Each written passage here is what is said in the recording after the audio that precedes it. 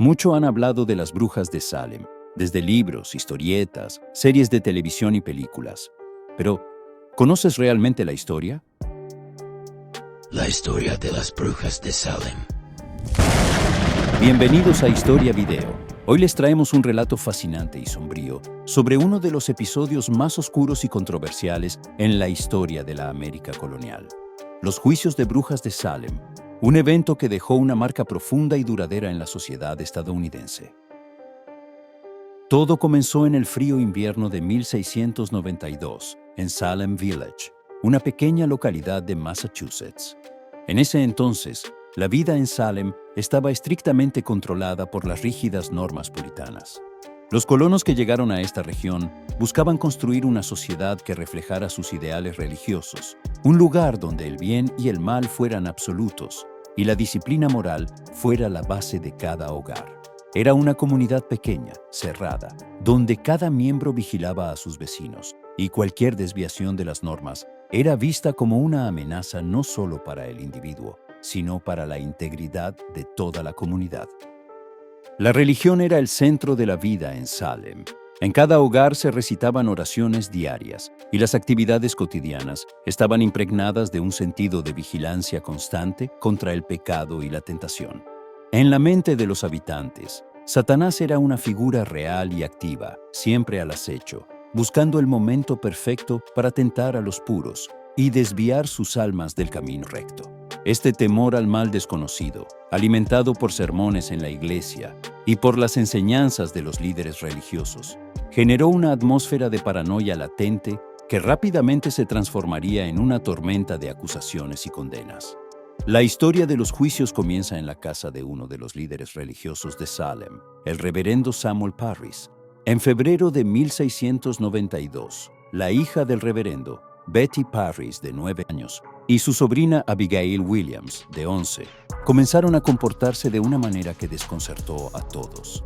Las niñas gritaban, lanzaban alaridos, se retorcían en el suelo y parecían estar atrapadas en un estado de sufrimiento inexplicable.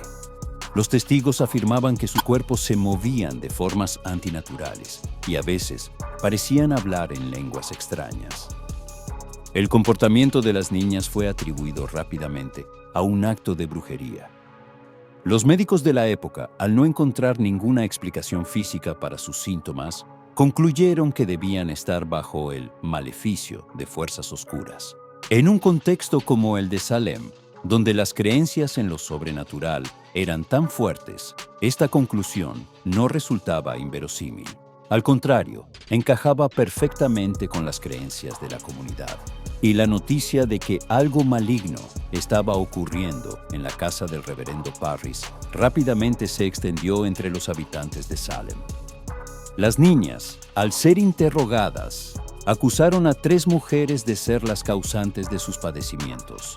Tituba, una esclava de origen caribeño que vivía con la familia Parris; Sarah Good, una mujer indigente y marginada por la sociedad; y Sarah Osborne, una anciana que rara vez asistía a la iglesia y que tenía una reputación de ser poco respetuosa con las normas sociales.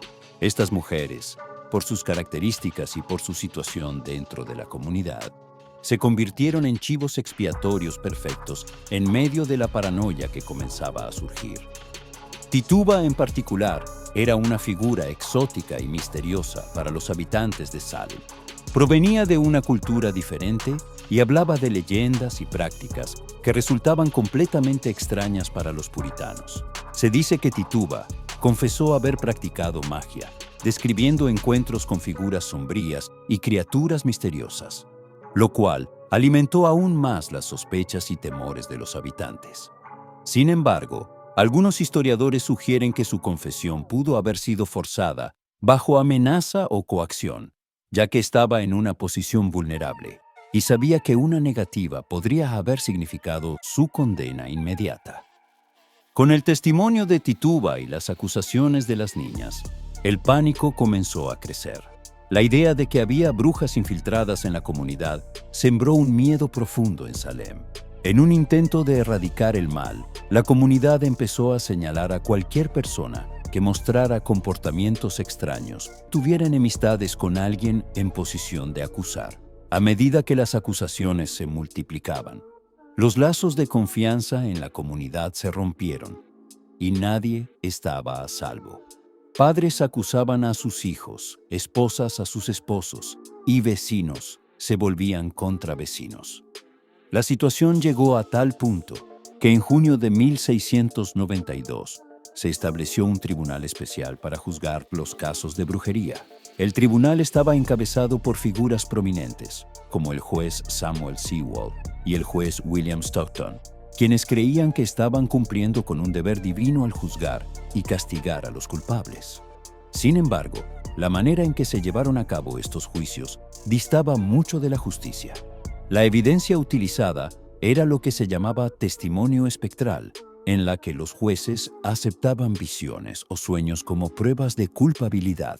En esta forma de evidencia, las víctimas podían testificar que veían el espíritu o espectro del acusado causándoles daño, sin necesidad de pruebas tangibles.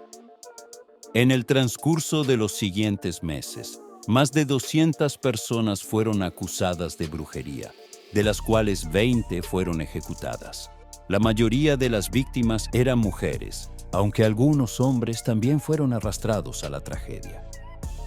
Familias enteras se vieron destruidas, amistades se rompieron y el miedo se apoderó de cada rincón de Salem. La histeria colectiva se intensificó hasta tal punto que cualquier acción o palabra podía ser interpretada como evidencia de brujería. Las acusaciones y confesiones de los acusados variaban ampliamente.